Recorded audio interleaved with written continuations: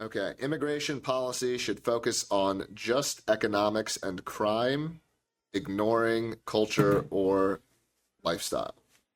I had to disagree on this. I figured you did, and this is a nice nuanced conversation. Again, we may agree on parts within this. I said agree, but there's maybe some caveats to that we can discuss. So here's the hard part for me, because I actually, you probably don't know my history. I don't know. Probably most people listening don't know my history. But I used to be closer to, an open borders or more immigration kind of person, because I got into liberty through the economics, and it is true that there are people here who would be more productive, and it's theoretically a win-win when things can be made, cheaper, and we can take advantage. And we're not taking advantage of them in a bad sense. Like, it's a win-win to be when things get, the AI is going to make. I'm a software engineer. The AI makes it a lot easier to make software. That's not a bad thing. That's a good thing. When most people are consumers, when it's cheaper to make things, generally everyone benefits. And so, maybe not everyone, but on net, people benefit. And so, my default answer for a long time used to be closer to yours. What I've grown concerned about is sort of, how do you maintain the system itself? Like, part of what allows Western nations, America, to work to the extent that they do, and I'm sure you and I agree that they don't even work that well, but they do actually work better than most of the rest of the world. And how do we maintain that core system? How do we maintain an infrastructure that's relatively impartial, again, compared to the rest of the world? There's these concepts of like clientelism, and how much do you have to get favors to get things done by the government versus your government just treats you fairly?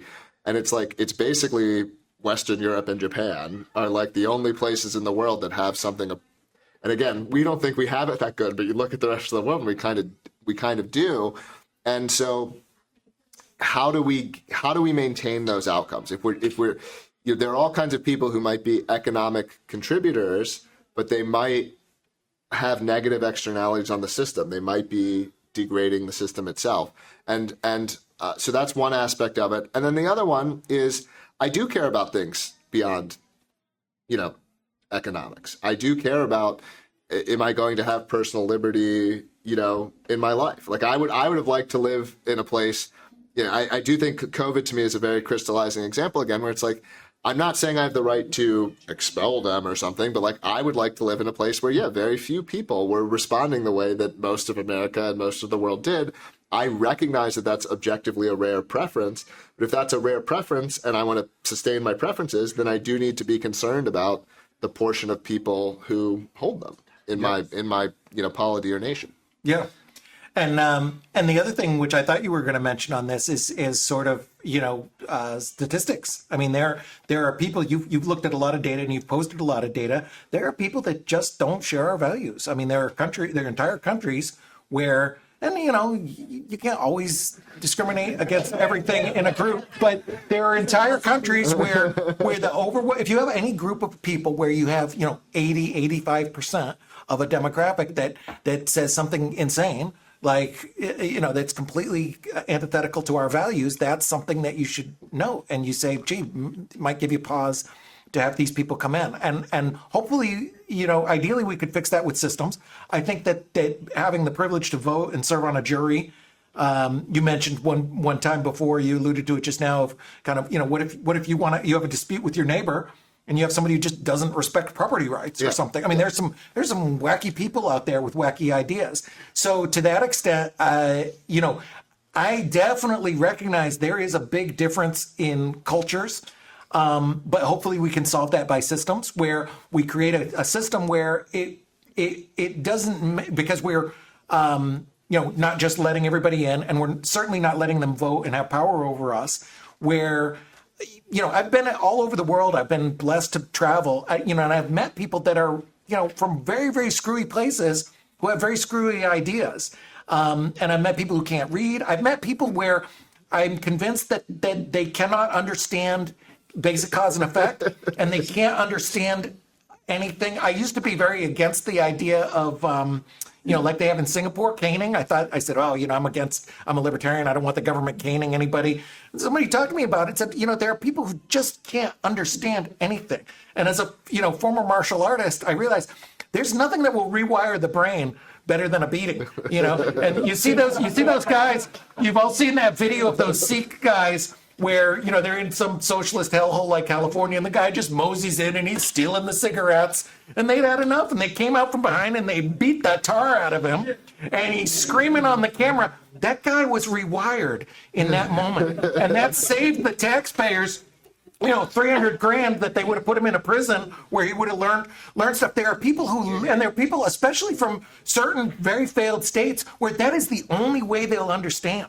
However, having said that, and this is how screwy they are, having said that, I also have seen these people become quite productive. I've seen these same people from the most screwy places in the world, Senegal, Somalia, Afghanistan, and they'll work like crazy, very, very low wages, which if you could have somebody that you could have who's like going to clean your car and polish your tires and drive you and get all your food, and it would cost us here in New Hampshire, $80 a week or something like that. That could improve our lifestyle. And a lot of people would, and I don't want to get too off topic, but people would say, well, that's terrible and that's cruel because they need to get $20 an hour. And it's like, well, in their country, they're going to die.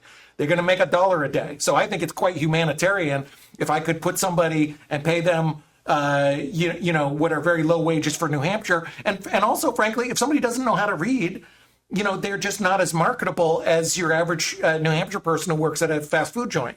So anyway, I think that there is big differences culturally, but I think that we could address that. And again, there's the ideal world versus the real world. But in an ideal world, we would have systems that would recognize that and make it so it's like, well, I don't really care if this guy's a screwball from a screwy country because he doesn't have any power over me. We can use him to the extent that we can. One of the things that I always come back to with that question is, well, okay, if we can have this system, because I agree that some of these screwballs have, they in the right system they could contribute more. How is that that system can't exist with any percentage of if my population is 99% this person, right? So even if you think the right system could accommodate some of these people, there still have to be a limit, right? Okay. And that's interesting because we didn't have limits for a lot of our history from I think 1790 to 1915 or 14 or something like that. Yeah, there was some natural selection, not in the Darwinian sense, but like a you couldn't get here. Who was coming here? And the world is huge. There are like I say, 1 billion people without a toilet. There's another couple billion from second and third world countries. There's another billion who just completely don't have values that coincide with our values. So, that's a lot of people, probably kind of like 4 billion, on the conservative side that to some degree could be disruptive, particularly if you let in 200 million of them. Yeah. And I also think, again, generally people have the right to want what they want. They don't necessarily have the right to want what they want on any scale. Like I can't necessarily want California to be the way that I would want it to be or whatever.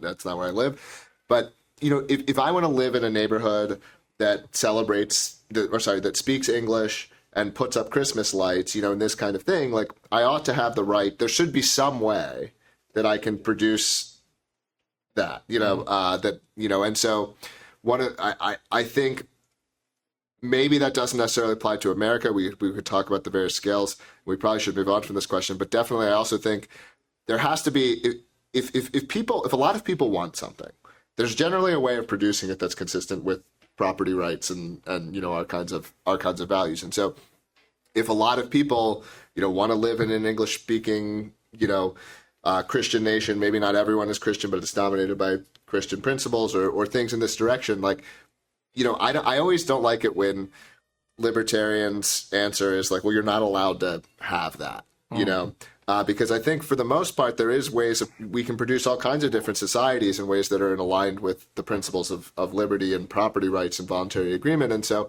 I'm always wary, and I don't think you were saying this, so I'm not trying to say you're saying that, but I am always wary of that. Are you okay?